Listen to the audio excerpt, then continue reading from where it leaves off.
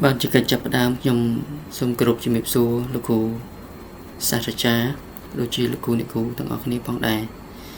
khiêm xông thừa bật bằng hai để tung tình hình chapter 3 គឺ research methodology បាទនេះគឺជា content នៅក្នុង chapter 3 ទី1 research design ទី2 sampling strategy ទី3 data collection ទី4 data analysis ទី5 research procedure និងទី6គឺ research instrument បាទយើងឈានចូលមកដល់ចំណុចទី1គឺ research design នៅក្នុង research design នេះផងដែរគឺយើងចង់បដោតទៅលើវិធីសាស្ត្រដែលយើងប្រើប្រាស់ដើម្បីធ្វើ research របស់យើងហើយវិធីសាស្ត្រទាំងនោះមានដូចជា qualitative quantitative ហើយនិង mixed methods បាទអញ្ចឹងយើងមកមើលពីលក្ខខណ្ឌនៃវិធីសាស្ត្រមួយបាទតកតងទៅនឹង quantitative method គឺយើងសំដៅទៅលើការប្រមូលទិន្នន័យដោយប្រើប្រាស់ questionnaire ហើយក្នុងទម្រង់នេះវាអាចមានលក្ខណៈបែបជាសាស្ត្រហើយព័ត៌មានដែលយើងអាចប្រមូលមកអាចជាព័ត៌មានដែលមានភាពច្បាស់លាស់ហើយអាចមានអ្នកចូលរួមច្រើនផងដែរមួយវិញទៀតតកតងទៅនឹង qualitative method គឺជាការប្រមូលទិន្នន័យដោយប្រើ interview អញ្ចឹងតកតងនឹងអ្នកដែលគាត់ឆ្លើយតបទៅនឹង interview នេះគាត់អាចឆ្លើយទៅតាមអារម្មណ៍របស់គាត់ផងដែរពេលខ្លះហើយយើងក៏ត្រូវការពេលវេលាច្រើនដើម្បីធ្វើកិច្ចការទាំងអស់នេះហើយអ្នកចូលរួមរបស់យើងក៏មិនបានច្រើនប្រហែលដែរទេវិធីសាស្ត្រទី3គឺ mixed method គឺយើងសំដៅទៅលើការបញ្ចូលគ្នារវាងquantitative ហើយនិង qualitative method មានន័យថាយើងប្រើអាពីរនេះបញ្ចូលគ្នាដើម្បីបង្កើតបាន mixed method ក្នុងទម្រង់នេះយើងត្រូវការពេលវេលាច្រើនហើយព័ត៌មានដែលយើងទទួលបានអាចព័ត៌មានច្រើនហើយនឹងមានភាពច្បាស់លាស់ផងដែរយើងមកមើល note នៅខាងក្រោមនេះបាទតកតងទៅនឹងវិធីសាស្ត្រទាំង3ខាងលើគឺយើងត្រូវជ្រើសរើសមួយដើម្បីយកមកប្រើសម្រាប់ research របស់យើងផ្ទាល់ផងដែរហើយយើងក៏ត្រូវសិក្សាមើលបន្ថែមតកតងនឹង previous research ឬមួយក៏ previous study ដែលតកតងទៅនឹងប្រធានបទរបស់យើងផងដែរបាទដើម្បីឈានចូលទៅដល់ការប្រមូលនៅទិន្នន័យដើម្បី support នៅ research របស់យើងតកតងទៅនឹង research topic របស់យើងគឺអ្វីដែលយើងត្រូវដឹងនិងស្គាល់ពីវាយើងមានចំណុចសំខាន់តកតងទៅនឹង IV ហើយនិង DV បាទអញ្ចឹង IV គឺមកពីពាក្យថា independent variable ហើយ DV គឺមកពីពាក្យថា dependent variable បាទន័យជាទូទៅគឺ independent សំដៅទៅលើឯករាជ្យហើយវាមិនត្រូវការ support ឬមួយក៏ទទួលនៅឥទ្ធិពលពី variable ណាមួយនោះទេដោយឡែកតកតងទៅនឹង dependent គឺវាត្រូវការ support ឬមួយក៏ទទួលនៅឥទ្ធិពលពី variable ផ្សេងទៀតដើម្បីឲ្យមានបម្រែបំពុលក្នុងន័យនេះផងដែរយើងចង់សម្ដៅថា independent variable ឬមួយក៏យើងហៅថា IV នេះគឺវាមានឥទ្ធិពលមកលើ DV ដើម្បីឲ្យមានបម្រែបំរួលនៅក្នុង DV នេះផងដែរបើយើងមកមើលឧទាហរណ៍តកតងទៅនឹង IV ហើយនិង DV យើងមាន research topic មួយ how does temperature impact the amount of ice cream sales បើអញ្ចឹងចង់មានន័យថាតើសីតុណ្ហភាពវាមានផលប៉ះពាល់ទៅលើការលក់នៃចំនួនការ៉េមដោយរបៀបណាអញ្ចឹងនៅក្នុង topic នេះ IV របស់វាគឺ temperature DV របស់វាគឺ amount of ice cream sales យើងមកមើលការបកស្រាយនៅកន្លែងនេះ Researcher can measure ice cream sales at different temperature levels to analyze the effects of temperature on the amount of ice cream sale បាទអញ្ចឹងដោយសារតែកម្រិតនៃសីតុណ្ហភាពវាមានឥទ្ធិពលទៅដល់ចំនួននៃការលក់នៃការ៉េមផងដែរអញ្ចឹងក្នុងន័យនេះគឺ IV វាមានឥទ្ធិពលមកលើ DV ដើម្បីឲ្យមានបម្រែបម្រួលទាក់ទងទៅនឹង DV បាទចំណុចទី2គឺ sampling strategy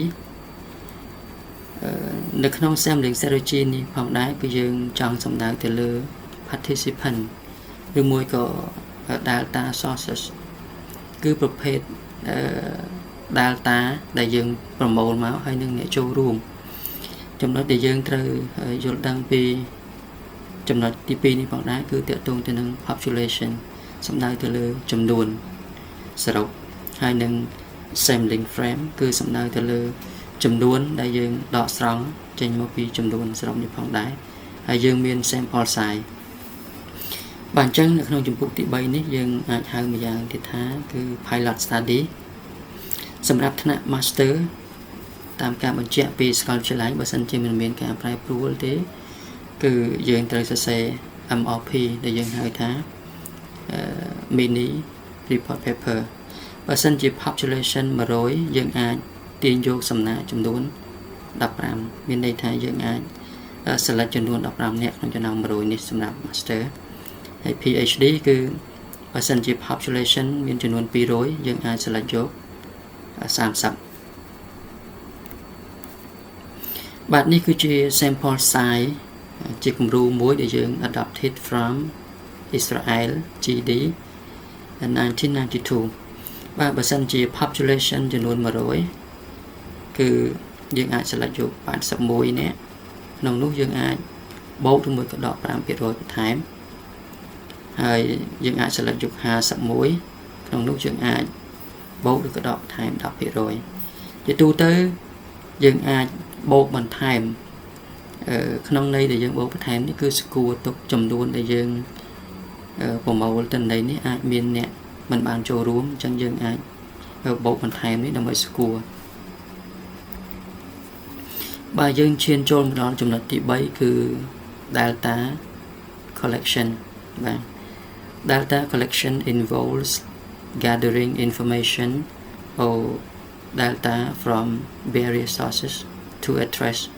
the research questions and objective. Data collection methods include conducting surveys, questionnaires, observing behaviors, conducting interviews, analyzing documents,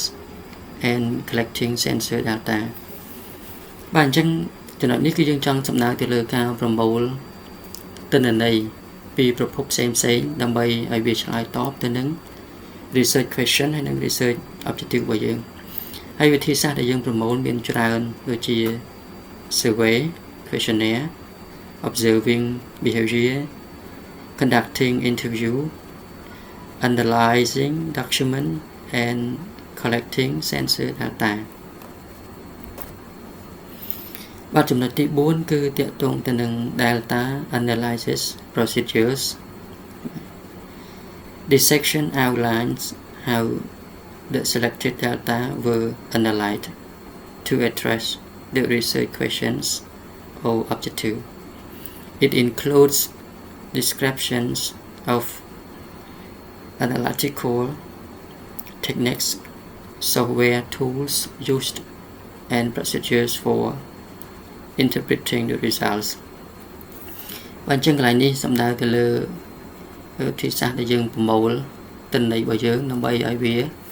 ឆ្លើយតបទៅនឹង research question ឬមួយក៏ research objective របស់យើង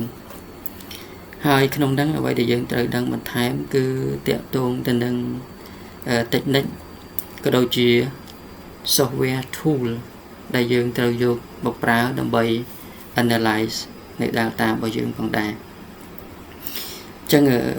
តាក់ទងទៅនឹង software tool យើងមានច្រើនដើម្បី analyze តែក្នុងលក្ខខណ្ឌនេះខ្ញុំសូមណែនាំនៅ software tool មួយដែលមានឈ្មោះថា SPSS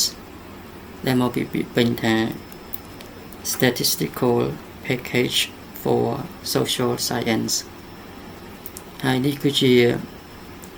icon នៃ SPAS បន្ទាប់ពីយើងបានដំឡើងហើយគឺវាមានរូបរាងបែបនេះអញ្ចឹងនេះគឺជា version 27យើងអាចប្រើប្រាស់ version ទាបជាងនេះក៏អាចប្រើប្រាស់បានដូចគ្នាផងដែរបាទនៅក្នុង SPAS យើងមានចំណុចសំខាន់មួយចំនួនដែលយើងត្រូវដឹងនិងស្គាល់ពីវាទី1គឺតកតងទៅនឹង ground batch alpha ground batch alpha នេះគឺយើងសំដៅទៅលើភាពដែលអាចជឿទុកចិត្តបាននៃ questionnaire ឬមួយក៏ test របស់យើងអញ្ចឹងដើម្បីយើងអាចជឿជាក់បានគឺយើងមើលទៅលើតម្លៃ alpha បាទនេះគឺជាតម្លៃ alpha បើសិនជា alpha របស់យើងតូចជាង 0.5 មានន័យថាតម្លៃហ្នឹងគឺ unacceptable យើងមិនអាចយកមកប្រើប្រាស់បានទេ alpha តូចជាង 0.6 ហើយវាធំជាងឬមួយក៏ស្មើ 0.5 មានន័យថា poor alpha តូចជាង 0.7 ហើយវាធំជាងឬក៏ស្មើ 0.6 មានន័យថា questionable យើងនៅតែដាក់ជាសញ្ញាសួរទៀតថាយើងគួរតែប្រើវាឬមួយក៏មិនចាំបាច់ប្រើវាបាទ alpha តូចជាង 0.8 ហើយវាធំជាងឬក៏ស្មើ 0.7 មានន័យថា acceptable alpha តូចជាង 0.9 ហើយវាធំជាងឬក៏ស្មើ 0.8 មានន័យថា good alpha ធំជាងឬស្មើ 0.9 គឺ excellent បាទនេះគឺជាវិធីសាស្ត្រដើម្បីយើងស្វែងរកតម្លៃ alpha ទី1គឺយើងអាចបង្កើតនៅ file Excel បាទ file Excel នេះគឺជា file ទិន្នន័យដែលយើង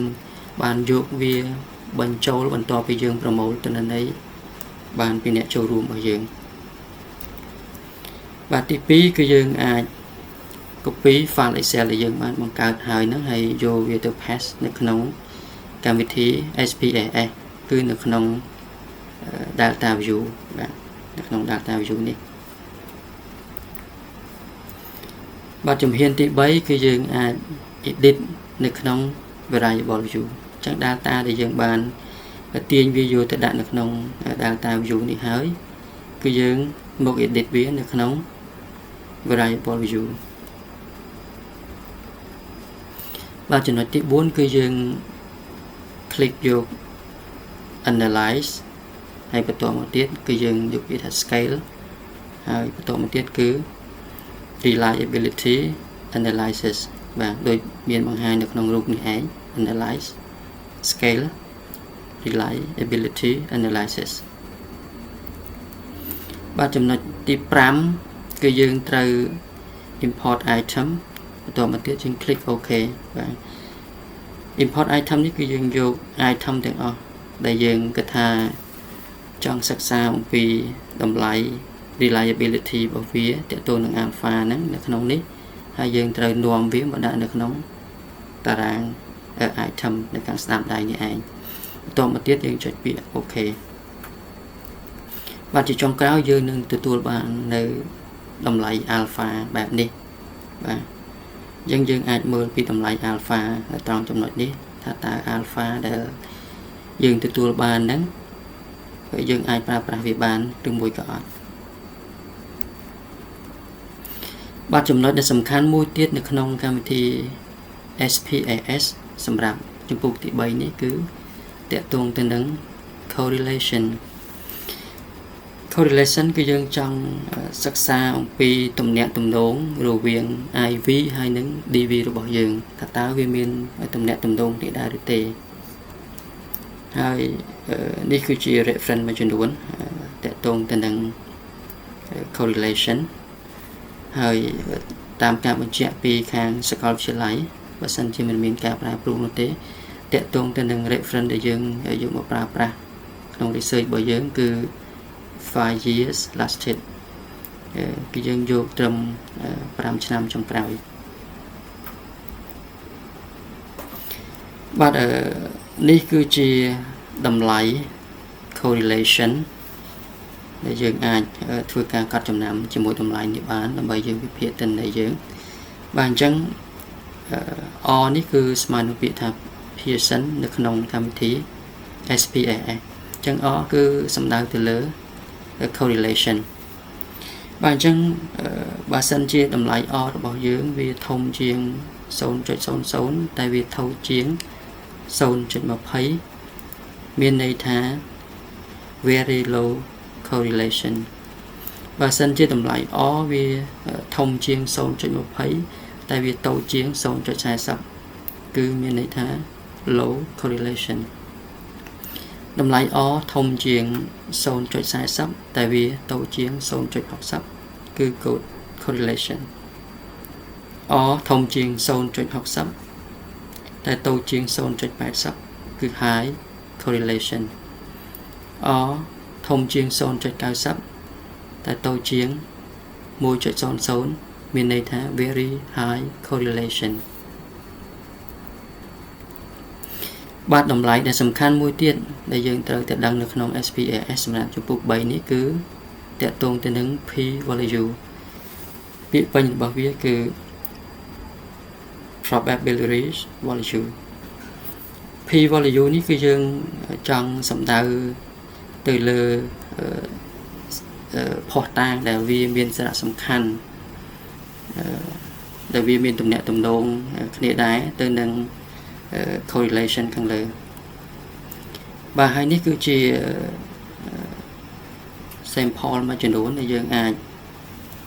ធ្វើការសិក្សាស្រាវជ្រាវទាក់ទងទៅនឹង p value ដើម្បីរកពាក្យបានយើងវាយពាក្យថា p value of ហើយយើងដាក់ topic ដែលយើងចង់សិក្សានឹងមកបាទនេះគឺជាការសង្ខេបទាក់ទងនឹងតម្លៃ p បើសិនជា p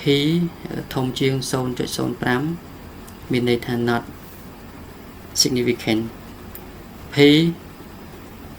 តូចជាង 0.05 moderate ឬមួយក៏ acceptable p តូចជាងឬក៏ស្មើ 0.01 គឺមានន័យថា very strong significant បាទនេះគឺជាតម្លៃ p ដែលបានសង្ខេបនៅខាងលើហ្នឹងយើងអាចមើលត្រង់ចំណុចនេះបន្ថែមទៀតបានហើយមួយវិញទៀតតកតងទៅនឹង one tail and two tail p value នេះតកតងនឹង reference ត្រង់ចំណុចនេះក៏យើងអាចធ្វើការសិក្សាស្រាវជ្រាវបន្ថែមដែរដោយយើងវាពាក្យថា one tail or two tail p value ហើយ of ជាមួយនឹង topic របស់យើងមកហើយសម្រាប់ reference ជា recommend បន្ថែមគឺនៅតែ 5 year lasted បាទនេះគឺជាវិធីសាស្ត្រនៅក្នុងការស្វែងរកតម្លៃ correlation ចឹងទី1គឺយើងត្រូវ set variable ដែលយើងចូលទៅកាន់ transform ហើយយើងយកពាក្យថា compute variable បាទដូចមានបង្ហាញនៅក្នុងរូបនេះទី2គឺយើងត្រូវនាំយកនៅ item នៅក្នុងតារាង types and label នេះហើយយើងនាំវាមកកាន់ក្នុងតារាង numeric expression បន្តមកទៀតយើងចូលពាក្យ statistical បាទដូចមានបង្ហាញនេះឯងយើងត្រូវនាំយក item ដែលយើងចង់ set មកដាក់នៅក្នុងតារាង numeric expression ហើយ statistical ទី3គឺយើងចូលទៅកាន់ analyze យកពាក្យ correlate បន្តមកទៀតគឺយើងចូលទៅកាន់ bivariate បាទដូចមានបង្ហាញនៅក្នុងរូបនេះឯង